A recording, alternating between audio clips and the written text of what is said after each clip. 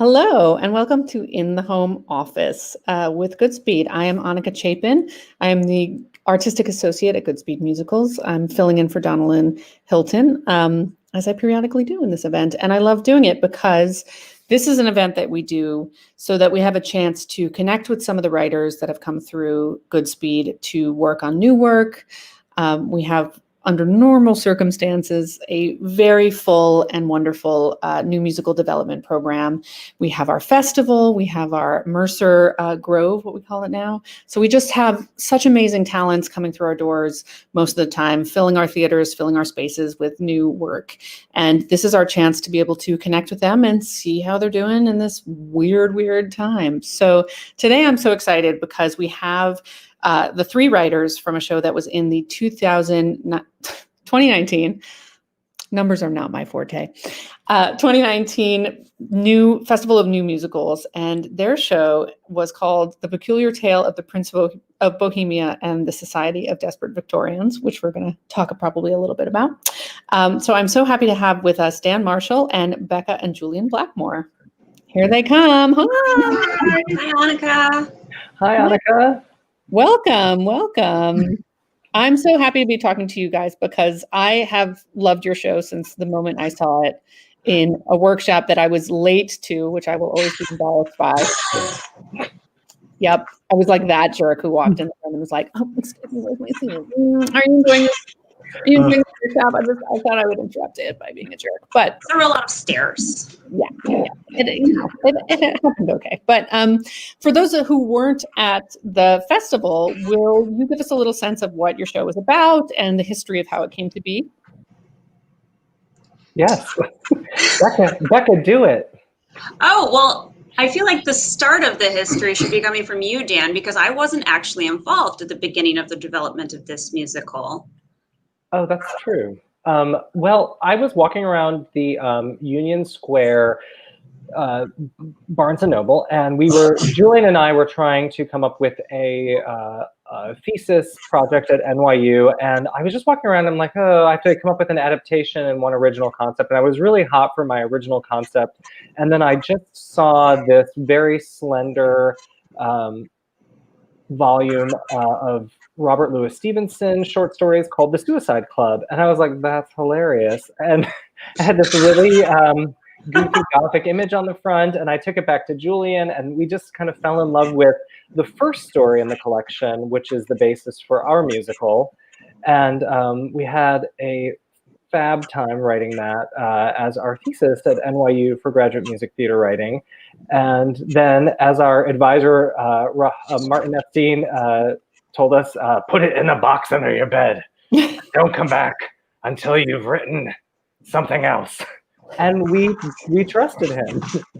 So we did that, and then we came back to it. We didn't actually come back to it. Then this is where Becca comes in. Becca? Sure. So after grad school, we all got together and we wrote a musical called Academia Nuts, which is now called Quiz Bowl. And we had a great time working together on that, and we're looking for another project to work on. And I said, guys, I really love your thesis musical. I would love to be involved. Can we pull it back out of the drawer? I have some ideas. And they were very gracious and let me come aboard, and I ripped some things to pieces and shoehorned in some other characters that I think we all like. And yeah, it evolved quite a bit and became like this new piece that sort of feels like the voice of the three of us. And yeah, then we shared it in a workshop that Annika came to and further developed it at Goodspeed. Yeah, fantastic. So I have to ask, the two of you are now a married couple. Happy anniversary, by the way. Oh, you too. Yeah, for those watching at home, our weddings were 24 hours apart, right? You were married on Friday the 27th? Yeah, we were early as well. The 27th. May not have been 24 hours. Yeah. And I was married on the 28th, so I think they were doing a countdown on Twitter, and I was like, "Oh, there's so much that I haven't dealt with." Anyway, it all turned out well. So just for my inner gossip, when was your romance happening over the course of this show? Did this show bring you together? No, it was sad to say the Suicide Club didn't bring us together. We were already an item kind of during the NYU program, and so unfortunately Dan then became like, oh, I guess we'll have to have. Well, it's that you and Dan were best friends. So it was I was the third wheel. It's a weird, complicated collaboration. I don't know. I feel like this is undiscovered rom-com territory here. Like, possibly like interesting, like musical theater writing. Wonderful. The fourth character is Dan's mustache. Yes. Which was born at the Goodspeed Festival of New Musicals. Oh, there you go. I'll take credit for that, for sure. I mean, on behalf of Goodspeed, obviously. Thank you. So we're going to show one of the songs from the show, but will one of you give a little mini plot summary, or just a little teaser summary, so people can know what we're... Sure. So the Prince of Bohemia is a spoiled brat in Victorian London. He is there studying philosophy and learns early on in the play, musical, that his father, the King of Bohemia, has died, and that he has to go back to Prague to become the king, which he does not want to do. So in his attempt to avoid that, he follows a stranger to a bizarre club and gets in over his head when he realizes that it's actually a place for people who are of means, who have decided to end their lives but don't want the bad press around committing suicide. So they play a nightly game of death that involves a deck of cards, and whoever gets the ace of spades has to kill whoever gets the ace of hearts. So he gets mixed up with this crowd, winds up realizing that he needs to do some growing up, and that the people who have loved him and supported him deserve his love and support in return. And yeah. That was done. Thank you. I haven't done that one I in a remember while. nothing of that. You're hired. Yeah. All right. So this clip is when they are being seduced into the club. They're kind of meeting the characters at the club for the first time. So let's see. It is refreshing to meet two such like-minded individuals. Isn't it though? Goodbye forever. Do you ever feel like life is pissing in your face? Something missing from life you can't seem to replace? I know a special club for people like us. If you've got £40, there's something that we should discuss. £40? You've got to see to believe it. You won't believe when you see it.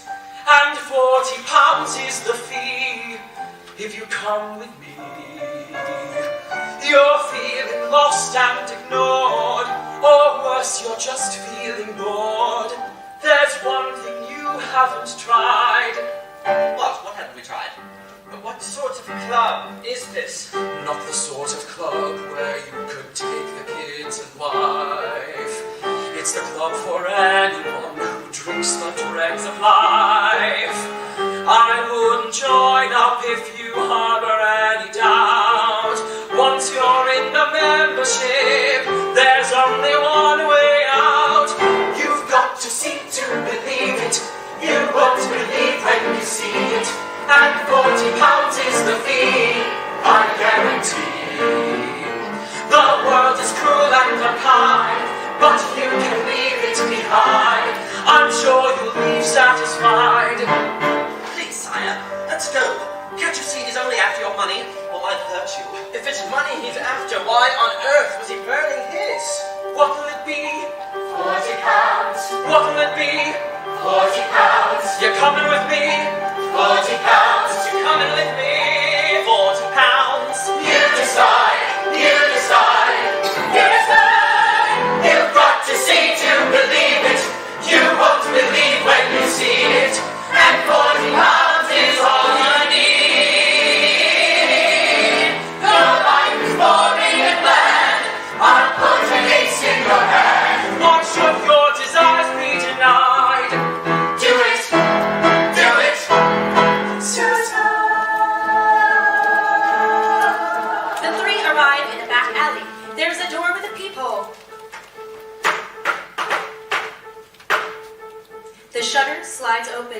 Who's that? Socrates. The door swings open. You've got to see to believe it. You won't believe when you see it. I'm sure you'll leave satisfied. The door slams shut.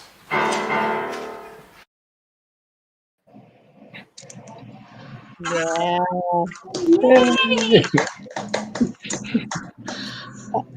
Oh, that was so much fun. Yes, Mary Miko. Correct. They were. Oh, I they was were just thinking so that. fantastic to work And with. Jake, who was the lead on that, who was on the left as you're watching it, his range is amazing. Yeah. He's just nuts. Yeah, So, the whole cast they're all good, like but such a delight to work with, and they really let us go nuts just with developing it. Like the whole point of being at the festival is to get to work on the show on its feet, and you can hear it out loud and you realize what needs changing, what's working, what isn't working. And they were so fast. Like we were throwing new music at them, throwing new lines at them, and they were just completely game and awesome to work with. And it really helped us get the piece into a much stronger shape. That's great. Yeah.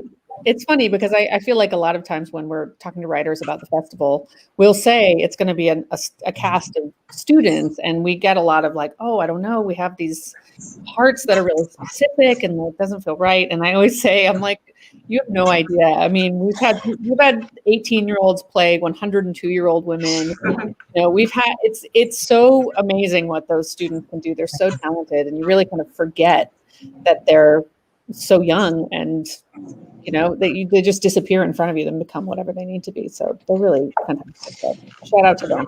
they're all super Absolutely. professional as well. Like they took anything and they were like, sure, I'll sing it. C above high C. Yeah. So I wanted to ask you guys, everything you write has a very sort of specific kind of humor, and that it can be sort of on the edgier side or on the darker side. And that's something that I personally adore, but it's something that's not for everybody. So when you're developing these shows, comedy can be so difficult to develop in general, because so often you're doing it in a vacuum, and when nobody's laughing back at you, it's hard. But how do you keep that? How do you keep your own sense of humor at the forefront? How do you have faith in your own sense of humor and not succumb to softening it or making it more mainstream, or making it something less spiky than it can be occasionally?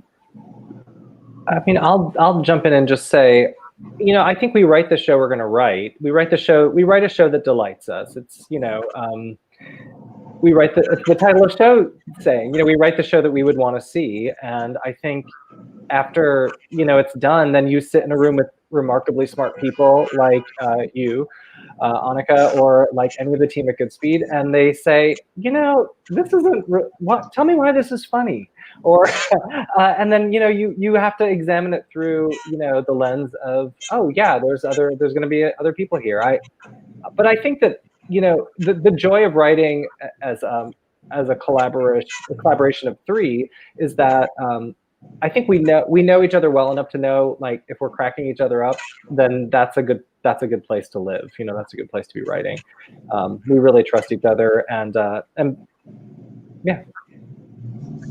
How'd I do? I would just add that I think a lot of our finding humor sort of on the darker edge of things comes from how we've comforted ourselves in darker moments in our lives. I think that we're people who work through difficult moments in our lives through humor, and the humor that you find when you're in those places can be a little spikier, can be a little edgier, but it feels true and honest to us. And if our characters are in these situations where maybe they're in a darker place, we want that same honesty in the humor. And so we know that it might be spiky because they're in a spiky spot. They're a spiky person. And hopefully that gives them room to grow as a character, that gives them an arc to work towards, and just allows you to kind of like live in multiple worlds. We like to say that we write dark humor or farcical humor with a lot of heart. So that's a key piece, is just coming back and making sure that heart is there too. Mm-hmm. Yeah, I love that. And so speaking of being a dark time and getting through dark time, so obviously... What's going on? I don't know. Where's this going? In this, the best and happiest year of all time, how's it all going? My hair's turning gray. Yeah. I mean, that could be me though. It's life with Julian. So you all are people who have a collaboration together, but you also work on projects separately, and you all have things that you do in your lives that are not necessarily writing musicals. So how has the balance of all of this shifted in the past few months? I will go first because I sense Dan looking at me. So when March 15th, when all of my life was performing music and writing music for other people, aside from doing musicals. So on March 15th, when they were like, okay, everything's shut, and then just the bottom fell out of my working life, and it was like, okay, now I have to shift completely to this other thing with zero support. So the past 6 months has been me focusing on kind of rebranding myself and building a career up from very little, from what used to be part-time to that. So it's been very focused on the, keeping a roof over my head kind of thing, and less about like, oh, I've got some time off, I will write King Lear. That was the big thing in March.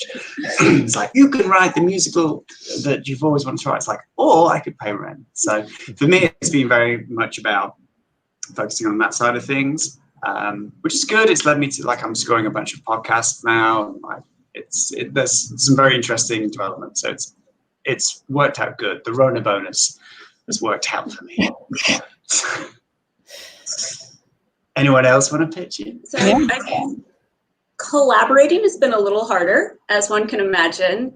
But I think that we have been putting an effort to sort of hone our crafts individually. Like Julian said, he's been scoring podcasts, he's been doing some sound editing and developing skills that will ultimately be really handy when we come back to creating musicals for the stage again. And Dan has written a couple plays, and he's working on a pilot now with a lovely collaborator named Bixby Elliott. I have written a couple plays since this started, and and Julian and I worked on an animated program together that I wrote the pilot for, and he's scored and done all the sound effects for, which is really fun. Really so that's another new set of skills that have come together from all this. Dan, I feel like you've probably been the busiest of us. Well, I work at the Met Opera.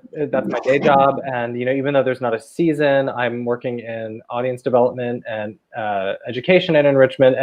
And we've just been really busy because that's kind of the only way we can reach certain components of that audience right now, as like things like this. So that's kept me really busy. But, it's like always. I mean, the nice thing is there's nothing else to do. So, so we're carving out time to write, and it's been great to use Julian's term, #Rona bonus, being able to just kind of look at a play that you're like, oh, I wrote this a while ago, or I just wrote this, and now I can kind of do a Zoom reading and get some immediate feedback and kind of keep moving through instead of trying to wait for a live development piece. There's some of those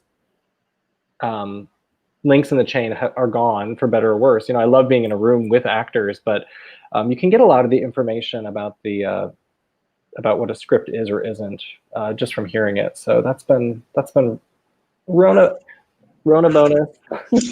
Rona bonus. And I think the other thing is like it's like what's the future going to be? So it's like figuring that out. I also feel it's always good to take, as we did the first time around with the Suicide Club, was we took, what was it, like 7 years off from it. It's always good to take a break from your work to kind of let the characters ferment in their own kind of story for a while. So it's been good in that way. But it's like figuring out the future and how we fit into that.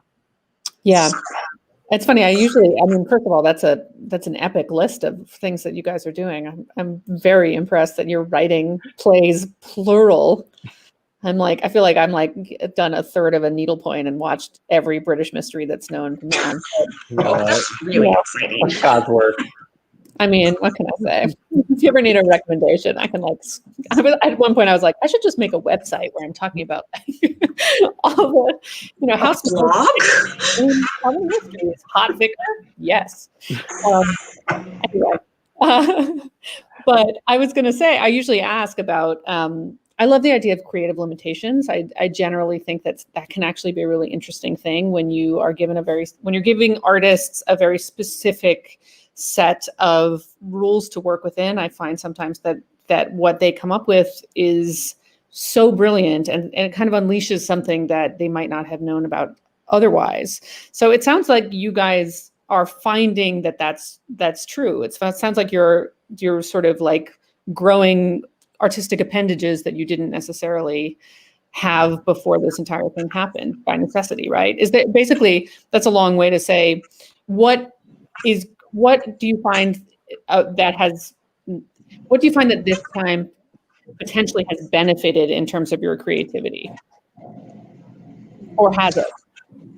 It's definitely forced me to, like I say, grow creative appendages just coming out my head. It's forced me to like say, okay, we need to do this now, or I need to do this now. And an example would be I never sort of thought I'd be scoring podcasts. Now I'm doing this amazing series. It's called Strange Archives. I'm just doing a plug right there. So I think you like it. And you can't wallow in like, oh, this has happened and I can't do this anymore. It's like, you got to move on and figure out what's going to work for you. Because people still need to create. People still need to consume what you create. Yeah, I get sad about it, but it's definitely more productive to just keep on trucking. Mm-hmm. Yeah, and just looking for consciously seeking inspiration wherever you are. I think that's a big deal for me. Like, just saying like I want. Here's what I want to be doing. Obviously, we're all on the trajectory of people who don't write full time for our livelihood, but we would like to be. So, with that kind of vision and that goal in the foreground, I think it's easy for us it's easy in this period to kind of, silence the distractions. I mean, the distractions of living in New York City are largely gone now. I mean, it's still expensive, but there's nothing to do. So, as long as you can afford to pay your rent, you can really get focused on the things that you want and read the books that I've said like, oh, I really should read this book that they recommended in grad school that I never read. And now you can tuck in, there's time. I got to teach a playwriting class this summer that Annika was a guest speaker at, and that really taught me a lot about my own process in a way that I didn't expect it to. I just, even just being with those students and watching the risks that they were taking and the way that they didn't really edit themselves and just pushed on through, it helped me kind of think, you know what, I'm getting in my way in this respect and I don't have to. So there have been moments like that. And then there's been a lot of, just refreshing the New York Times main page, trying to figure out what's going on now. That sounds familiar. All right. Well, we have another song. I always do this. I chat too long and then I'm like, but we have another song. We got to share it. So we'll chat a little tiny bit more after that. But this is a song for the character of Prudence. And I love it so much. I always get the nice task of choosing the songs that we play in this. And I'm always just like, yay, I get to go listen to these beautiful songs again. So let's listen to another song from The Peculiar Tale of the Prince of Bohemia and the Society for Desperate Victorians. Prudence sits alone composing a letter. Dearest Edgar, the afternoon sun in our one-bedroom flat, the copy of Keats that you read to my cat, the touch of your hand, and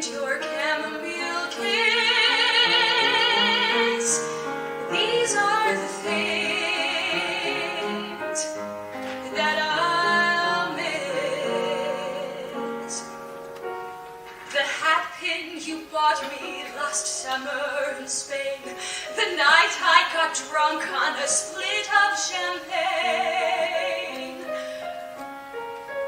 The breakers in Brighton, the midsummer bliss, these are the things that I'll miss. These are small things that matter as I look back on my life. These are what make me feel alive. Small things matter. Small things matter.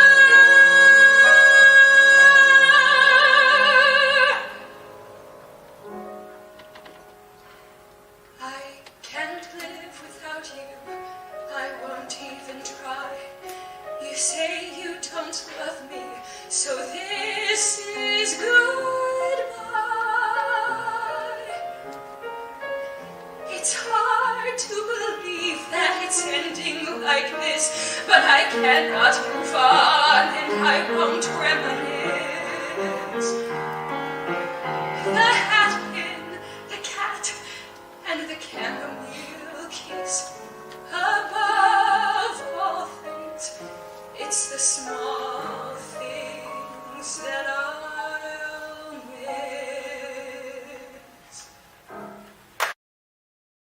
miss. Yay! Olivia Fenton. Yeah, that's a beautiful, beautiful song. Well written.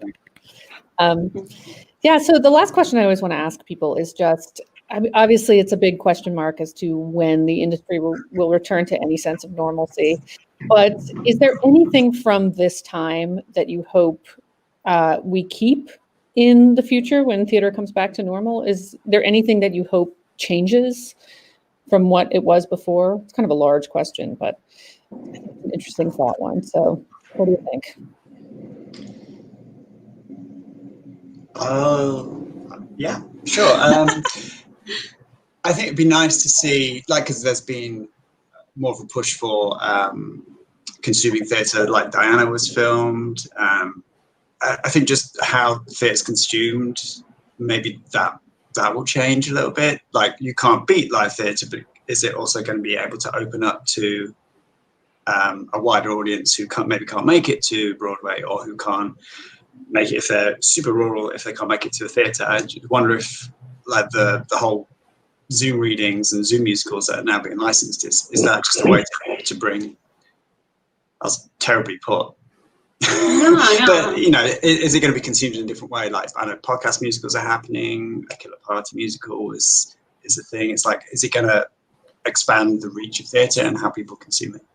You know, like, if the amount of streamable content had been available when I was a kid growing up in Arkansas, like, we would drive 3 hours to go see a show, you know, like twice a year.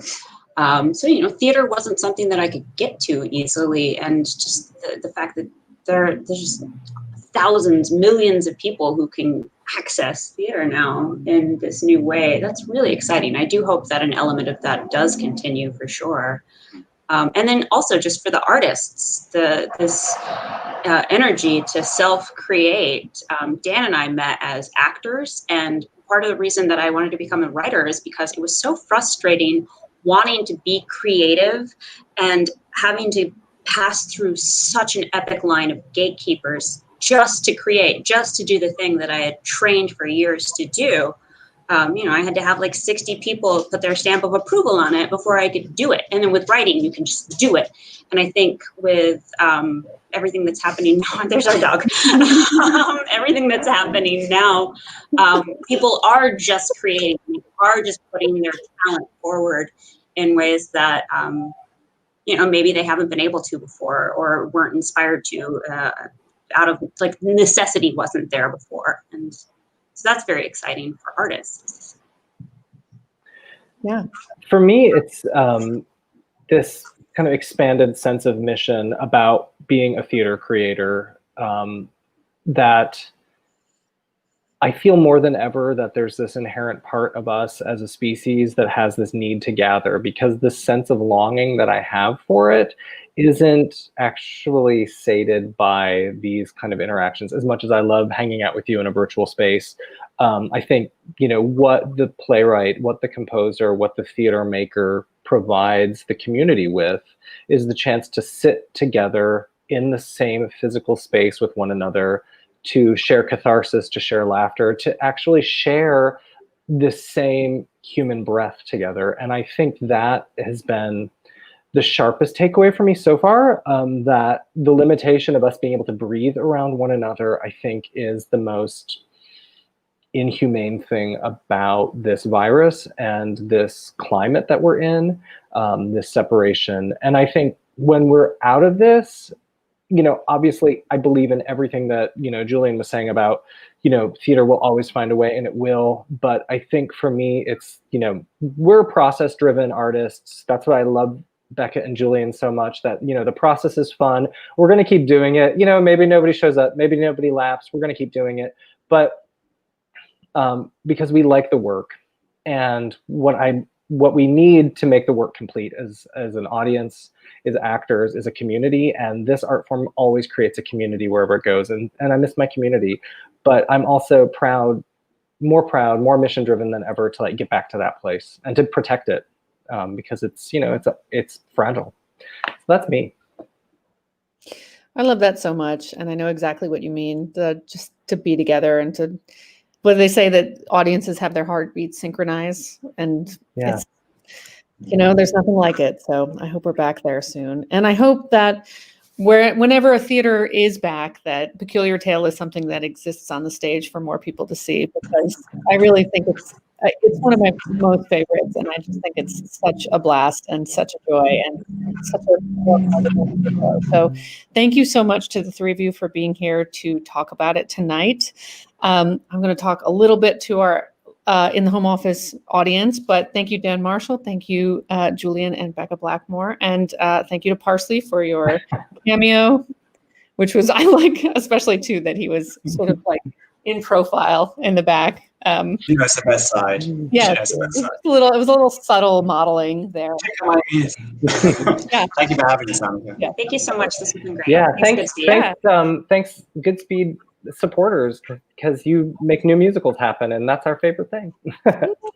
And that's such a good transition, because to our supporters who are watching, thank you for watching, and please come back and watch more. We have lots more artists to talk to, but also please sign up if you haven't already for our virtual gala. It's called Shaking the Blues Away. We have filmed it all over the Opera House. We have done something to address what Dan was talking about how we cannot be together in a space. We've done something in the gala that I think is our attempt to do that in a virtual way. So that'll be a little teaser for you. You can see there's more info on our website, www.goodspeed.org. Please sign up for that. It's, I think, going to be a great thing to see. So, and until then, please stick with theater, stick with new theater. There's nothing you can see on stages right now, but there's a lot that you can see online. There's a lot that you can listen to. There are albums you can buy by new writers. There's just a lot you can engage with. And I think in this time, even though it doesn't feel the same as engaging with things on a stage, this is such a vibrant community, and they're making such amazing art, and you can see a lot of it because there are videos on YouTube and all sorts of things. So please keep loving theater. Someday, hopefully, it will be able to love you back. And we'll hopefully see each other all again in the theater space sometime soon. But until then, we'll see you here. And thank you all for being here. Good night.